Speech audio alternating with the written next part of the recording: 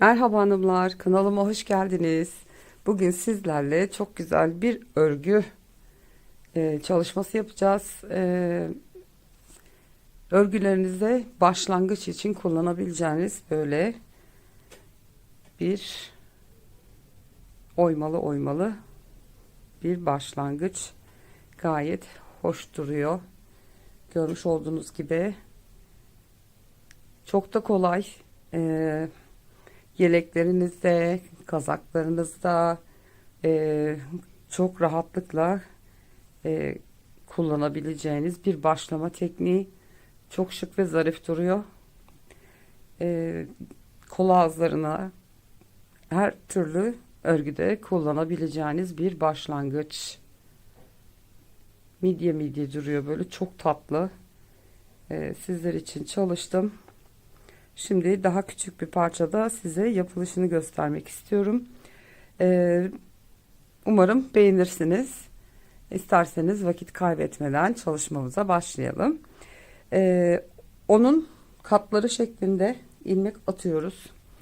Ben şöyle 4 numara şiş kullanacağım. Şunu kenara alayım. Odaklama sorunu yaşamayalım. Onun katları ilmeğinizi attıktan sonra artı bir tane ilmek en sona ilave ediyoruz. 2 şiş üstüne atıyoruz ilmeklerimizi. Çünkü ilmeklerimizin bol olması gerekiyor. Şimdi şişimizin birini çıkartıyoruz. Şimdi düz örgü olarak örgümüze başlayacağız. İlk ilmeğimizi örmeden alıyoruz ve düz örgü olarak örmeye devam ediyoruz. 1 2 3 4 5 6 7 8 ve 9 tane ilmeğimizi düz örgü olarak örüyoruz. 9 ilmekten sonra 10. ilmeğimizi şişimize, sol şişten sağ şişimize aktarıyoruz. İpimiz arkada. Şimdi devam ediyoruz. Tekrar 9 tane düz öreceğiz. 3 4 5 6 7 8 9. Son ilmeğimi örmeden alıyorum. Çeviriyorum örgümü. Yine düz öreceğiz bu sırada. İlk ilmeğimi yine örmeden alıyorum ve başlıyorum. 1 2 3 4 5 6 7 8 ve 9. Şurada gördüğünüz gibi örmediğimiz ilmeğimiz var. Aynı şekilde örmeden geçeceğiz. O yüzden ipimi öne alıyorum. İlmeğimi şişime geçiriyorum. Tekrar ipimi arkaya atıyorum. Düz örgü örebilmek için. Ve devam ediyorum. 1 2 3 4 5 6 7 8 ve 9. Son ilmeğimi yine örmeden şişime takıyorum. İkinci sıramızı da örmüş olduk. Şimdi bu sırada yine ilk ilmeğimi örmeden alıyorum. Pardon, ilmeğimiz arkada kalacaktı.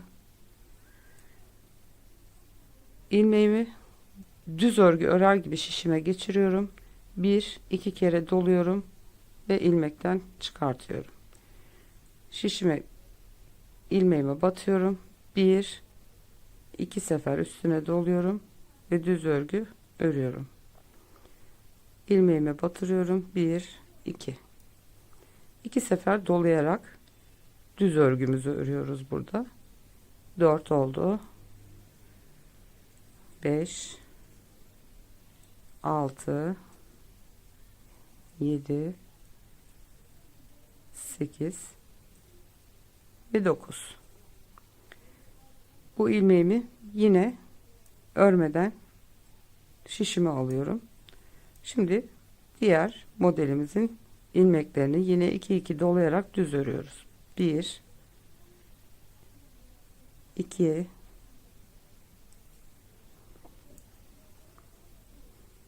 3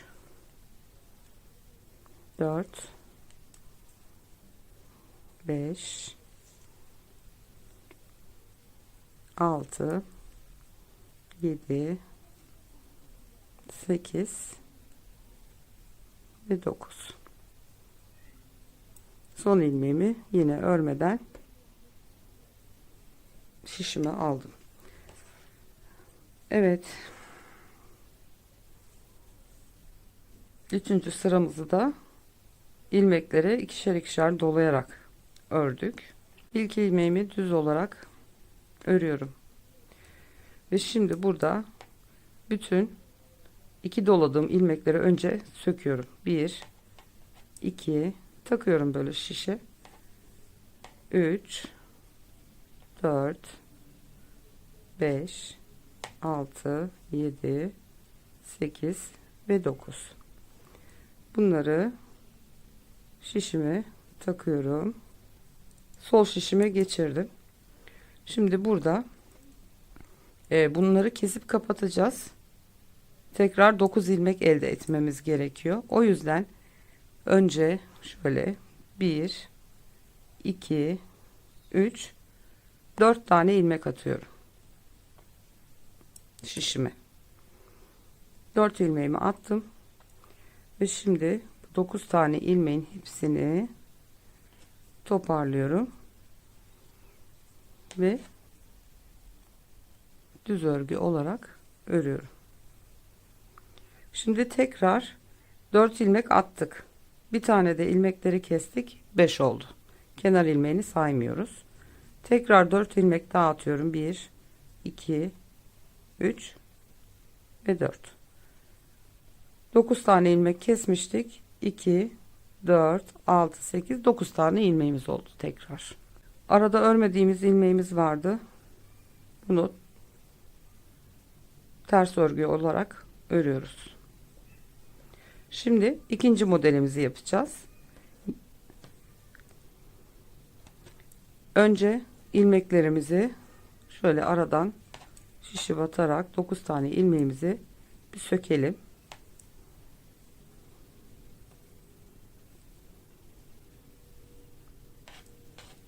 En son kenar ilmeğim kaldı. İlmeklerimi sol şişime geçiriyorum. Şimdi bu arada ördüğümüz ilmekte bu 9 ilmeği kesmeden önce yine 1 2 3 4 tane ilmek atıyorum şişime. İlmeklerimin içinden şişimi geçiriyorum ve 9 ilmeğimi düz örgü örer gibi kesiyorum. Ve tekrar 1 2 3 4 tane daha ilmek attım. Ortada kestiğimiz 9 tane ilmeği toparladığımız ilmek, sağında 4 tane, solunda 4 tane, toplamda yine 9 tane ilmek elde etmiş olduk. Ve en son kenar ilmeğimi düz örgü olarak örüp bitiriyorum. Gördüğünüz gibi modelimiz ortaya çıktı. Şimdi bu sırayı dikkatli bir şekilde örelim. İlmek atmıştık biliyorsunuz. Bunları kaçırmadan bir sıra bütün ilmeklerimizi düz örgü olarak öreceğiz. Attığımız ilmekleri örüyoruz. Toparladığımız ortadaki kestiğimiz ilmeğimiz 5 ve devam ediyoruz. İlmeklerimizi düz örgü olarak örmeye.